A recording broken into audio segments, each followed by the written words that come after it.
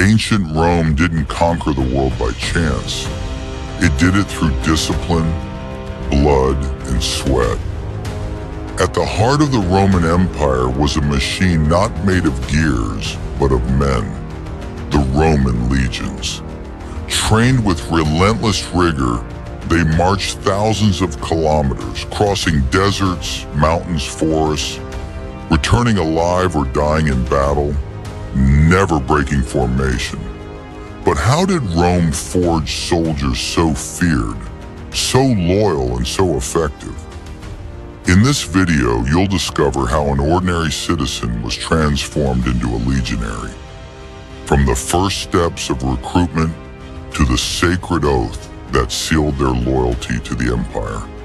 In the early centuries of the Republic, the Roman army resembled more a citizen militia than a professional force. Every free man had the duty to defend his city, but that meant abandoning their farms, businesses, and families. There was no salary, and each soldier had to pay for his own gear. Once the war ended, soldiers returned home, and the army dissolved. This model worked as long as Rome remained a city-state. But as Roman territory expanded, incorporating new provinces, facing rebellions, and guarding distant borders, that system became unsustainable. Rome needed a permanent army, disciplined, available, and well-paid. The transformation began at the end of the Republic and was solidified by the first emperor, Augustus. He established regular wages, campaign bonuses, and land rewards after service. With this, military service became a prestigious career, especially among the poorer classes. Soldiers' loyalty shifted, no longer to the Senate or the city of Rome, but to the general who commanded them. Thus was born the Roman professional army, a force that not only fought, but lived for war. To organize this growing force, Rome created a military structure so efficient that it's still studied today in academies around the world.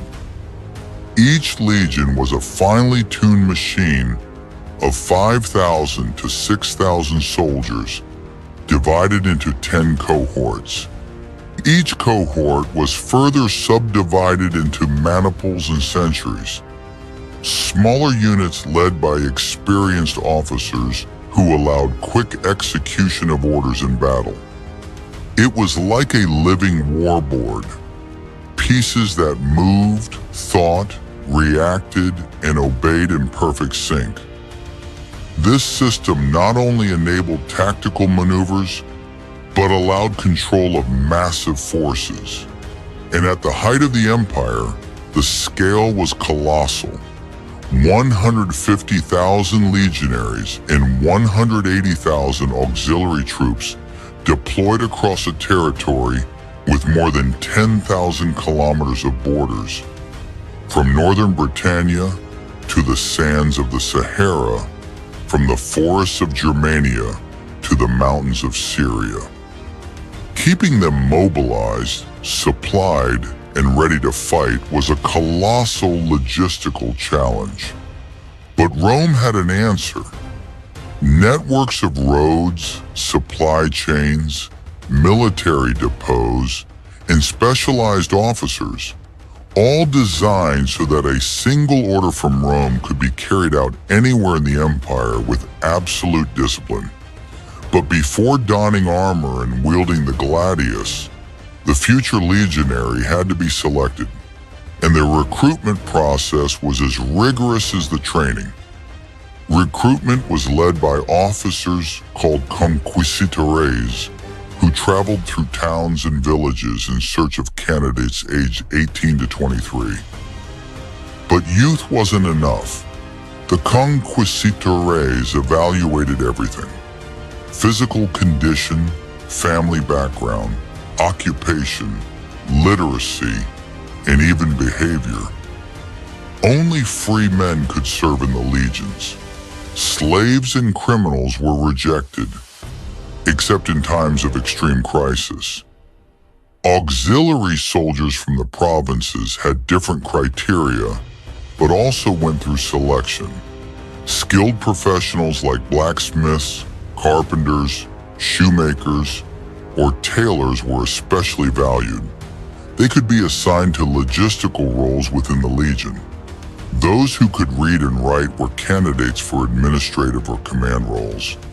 And men from respected families had greater chances of rising in the military hierarchy.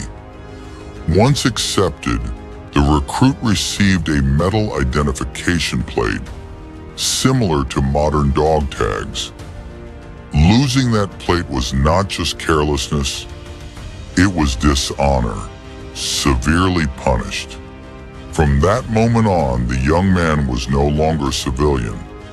He now lived by strict rules that governed every step, every word, even every thought. Before learning to kill, the Roman legionary learned to endure. During the first 4 months, recruits faced an exhausting routine of forced marches, carrying around 20 kilos of equipment. At first, they marched 30 kilometers in 5 hours at regular pace, but soon that increased to 35 kilometers in the same time, at a faster pace.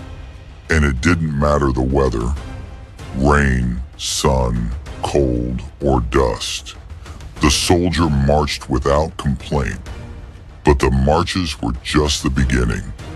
Training included running, swimming, climbing, jumping, and strength and endurance exercises. Instructors tested not just muscles, but also willpower. The goal was to transform the recruit's body into a resistant machine, able to sleep on the ground, eat little, carry weight, and still be ready to fight for hours. Many quit, some fainted, others collapsed and never got up again. Rome didn't want soldiers who could just survive battle. It wanted soldiers who would arrive at battle still standing, even after days of marching, hunger, and exhaustion.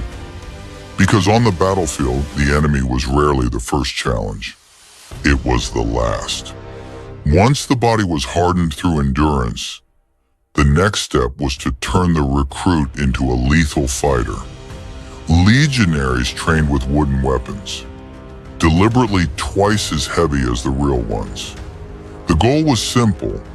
If you mastered the wooden gladius, the steel one would feel like a light extension of your arm. Sessions included slashes, thrusts, and blocks against fixed posts or moving targets, always in full armor, making every move a test of strength and control. But it wasn't just about technique. Combat was mental. The purpose was to make the strikes automatic, pure instinct. In real combat, there was no time to think.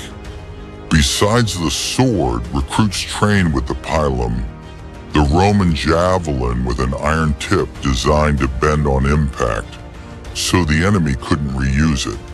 They learned to throw it with force, precision, and at the exact moment of the advance. Training also included the armatura, a combat simulation with real weapons where soldiers faced off under the supervision of veteran instructors, usually campaign-experienced soldiers. These instructors received double pay, a recognition of the critical value of that stage. Every repeated strike was muscle memory. Every practice block was a future life saved, and mistakes were not allowed. But even so, when mistakes happened, and they did, Rome's response was ruthless. In the Roman legions, discipline was sacred. The survival of thousands of men depended on blind obedience to orders. That's why even minor offenses were punished with a severity that bordered on cruelty. The man in charge of maintaining order was the centurion, commander of around 80 soldiers.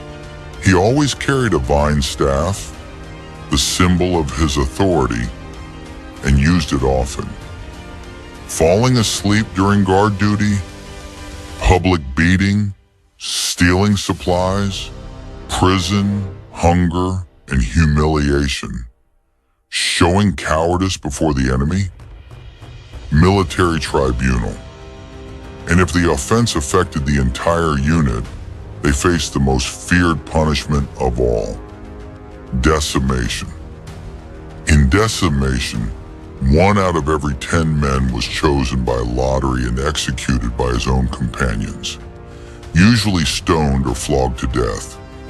It was psychological terror designed to rip out indiscipline at its root, and it worked.